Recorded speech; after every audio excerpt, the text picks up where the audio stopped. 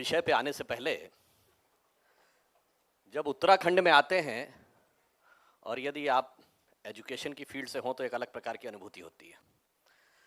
जहां पर, चूंकि मैं तो इंजीनियरिंग के बैकग्राउंड से हूं, जहां पर रुड़की यूनिवर्सिटी है, जहां भारत में सबसे पहले इंजीनियरिंग की डिग्री देना शुरू हुआ, थॉमसन कॉलेज ऑफ इंजीनियरिंग के नाम से शुरुआत हुआ, शायद वर्ल्ड के सबसे अर्लीस्ट इंस्टीट्यूशंस में से एक था।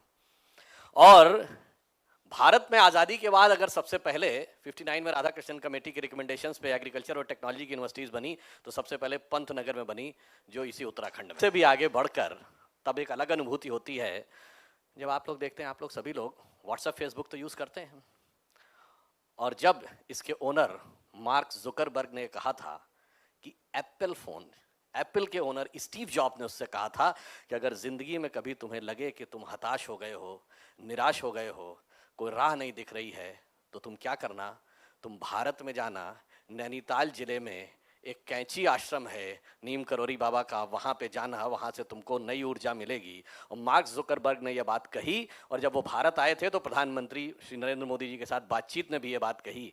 तो आप समझिए कि जहाँ से इतना बड़ा इंस्पिरेशन मिलता है कि आज वर्ल्ड की सबसे बड़ी कंपनियों में से एक नहीं, सबसे ज्यादा ऑल परवेजिव कंपनियों में से एक जो हर आदमी के हाथ तक है, वहां तक यहां से इंस्पिरेशन जाता है। तो यह भारत की भूमिका को भी दर्शाता है और उसमें उत्तराखंड की भूमिका को भी दर्शाता है।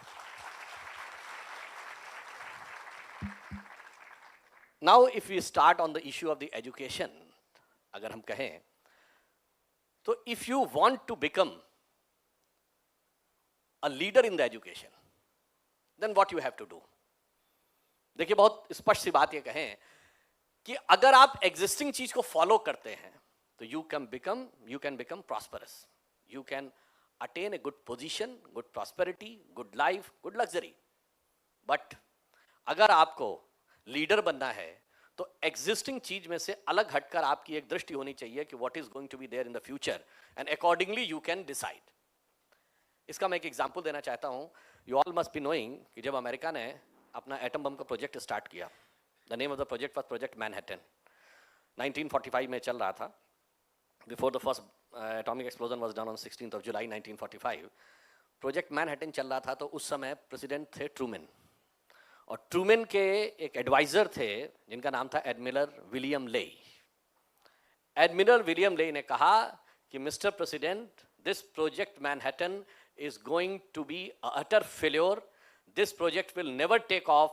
This I am saying as an expert on explosive. अब बताइए, वो सही थे कि गलत थे? वो सही थे, because till that time the science of explosives were only limited to the chemical forces available in the explosive material. जो एक्सप्लोजन होता है वो तो केमिकल रिएक्शन से होता है ना, बट जिसकी बात हो रही थी वो एटॉमिक फोर्स था। केमिकल रिएक्शन क्या है? जो creation and dissolution of the atoms in creating and dissolving molecules, यानी वो एटम के बाहर हो रहा था। एटम के अंदर गए तो एनर्जी कुछ और थी, वहां तक वो नहीं देख पा रहे थे। इसलिए मैंने कहा, और जब उन्होंने देखा और वो एटम बम बना, और उसके बाद वर्ल्ड का पावर स्ट्रक्चर चेंज हो गया। Prior to second world war the power centre was in Europe, and after that America became the power centre. तो आप ये समझिए कि जब जो दिखाई पड़ रहा है उस पर रिसर्च करेंगे तो ठीक है, पैसा प्रॉस्पेरिटी मिलेगी। जो नहीं दिखाई पड़ रहा है उसकी तरफ जाएंगे तो आपको एक नई दुनिया मिलेगी।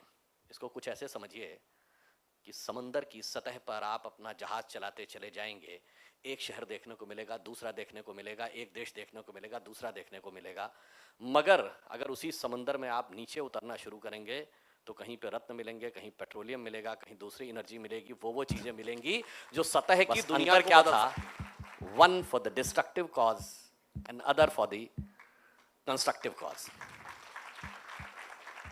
इसलिए इंफोसिस में मिलियनर बन के नारायण मूर्ति बनते हैं, और अलकायदा का चीफ ओसामा बिन लादेन भी बिलियनर था। It means education is important, but more important is motivation behind the education. Sometime I can say motivation is more important than the education, because if you look, अब मैं थोड़ा पीछे ले जाता हूं आपको, the India of the decade of 1930s 40s, in the decade of 1930s India was in terms of education one of the most uneducated countries of the world rate of literacy शायद 7% या 5% के आसपास थी। Germany उसी समय में one of the most literate and educated countries of the world. उस जमाने में हमारे यहां उतना परसेंटेज ऑफ लिटरेसी नहीं थी जितने परसेंटेज वहां ग्रेजुएट थे, उससे ज्यादा। India was politically subjugated, Germany was one of the most powerful countries. हम इकोनॉमिकली बहुत पीछे, वो इकोनॉमिकली बहुत आगे। But look at the difference, the politically subjugated, uneducated, economically disastered India contributed to the world with Gandhi, and educated, powerful, economically superior Germany contributed to the world with Hitler. इसका मतलब होता है कि ये difference कहां से आता है। तो हमें ये समझना चाहिए कि एजुकेशन से ज्यादा मोटिवेशन इंपॉर्टेंट है। इसीलिए हमारे यहां देखिए किसका महत्व था। अब आप ये देखिए कि हमारे यहां जहां कहीं भी नॉलेज की बात आती थी तो नॉलेज एक चीज थी, उससे ज्यादा इंपॉर्टेंट थी वैल्यूज। अब आप कल्पना करिए, भगवान राम और रावण में तुलना करिए तो नॉलेजेबल कौन ज्यादा था? भाई देखिए, वैसे तो भगवान राम ब्रह्म के प्रतीक हैं, वो तो एक अलग विषय है कि वो ब्रह्म है तो ज्ञान अलग, पर जब वो लीला कर रहे हैं मानव रूप में तो रावण ज्ञानी ज्यादा है। फिर भी राम क्यों जीत रहे हैं? रावण के पास पैसा ज्यादा है, सोने की लंका है, रावण के पास पावर ज्यादा है, सब कुछ उसके पास है, फिर भी वो क्यों जीत रहे हैं? क्योंकि जब रावण हर चीज में ज्यादा, यहां तक कि रावण पुजारी ज्यादा बड़ा है, भगवान का पुजारी वो बड़ा है। वो कहता मुझसा पंडित मुझसा जोधा और न कोई दूजा है, अपने शीशों को काट काट शंकर को मैंने पूजा है। तो इतने बड़े पुजारी तो राम भी नहीं है कि सर काट के पूजा करते हो।